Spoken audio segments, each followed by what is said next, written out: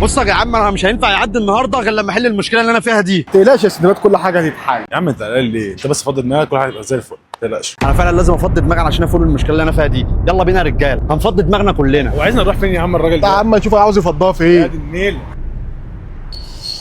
لو سمحت انا عايز افضي شويه. نعم. عايز احلق. اتفضل اتفضل. ماشي شكرا. هو الشعر عندكم بكام؟ شهر 15. طب الشعر والدقن عندكم بكام؟ الشهر قدامي 25. بس فين الدقن يا باشا؟ ليه الاحراج ده بس؟ هزرع واجيلك. انا عاوز احلق. اتفضل يا باشا.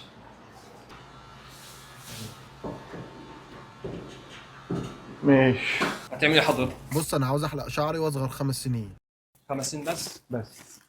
ماشي. كده انت روقت وفضيت، هروق عليك بحمام زيت. ودي يا باشا. ودي ايه بقى؟ دي صنفرة هتخلي بشرتك منورة، مش عايزك تقلق ولا تحتار، وهروق عليك